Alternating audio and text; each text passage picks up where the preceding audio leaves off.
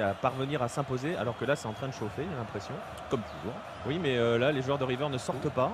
Ne veulent pas sortir. Ouais. J'ai l'impression qu'il y a un joueur qui est touché.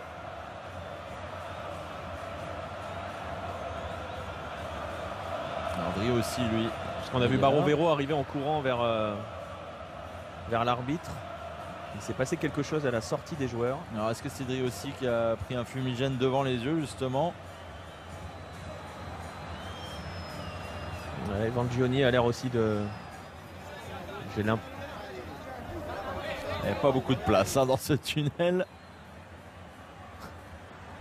Ah oui, on est en Argentine, le journaliste sur le terrain en train d'interviewer en direct à la télé.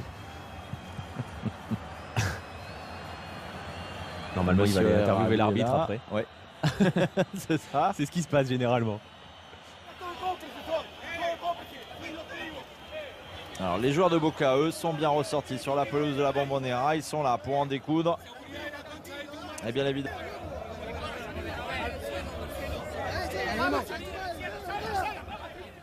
Et les joueurs en ont un petit peu marre d'ailleurs des journalistes.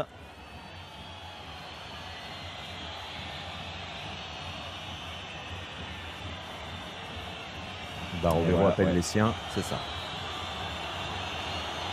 Et Gallardo est sorti lui aussi, mais il y a un joueur de River Plate visiblement qui a été... Vangioni est vraiment touché.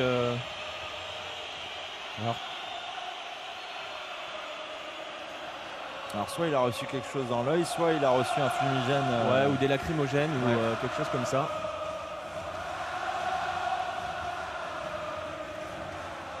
Ouais, il y a des, je pense que ce sont des lacrymogènes. Hein. Oui, parce que c'était pas le seul Vangioni visiblement.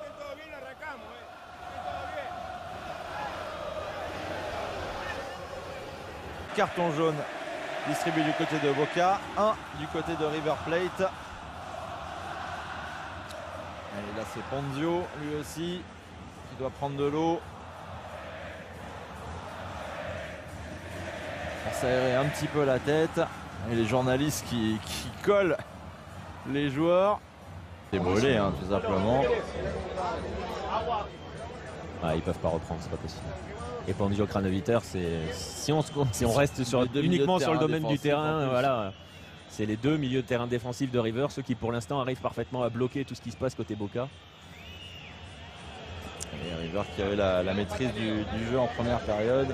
À croire que les supporters de Boca ont placé des frappes chirurgicales.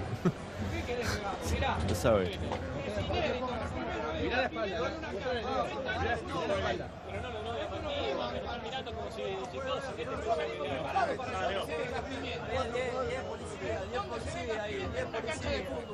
Et puis visiblement du peu que j'arrive à comprendre, Kranevitter et Ponzio sont pas... C'est une bonne question, j'avoue que j'ai un trou de mémoire sur ce qui s'était passé lors de Tigre Sao Paulo, qui peut entre guillemets servir de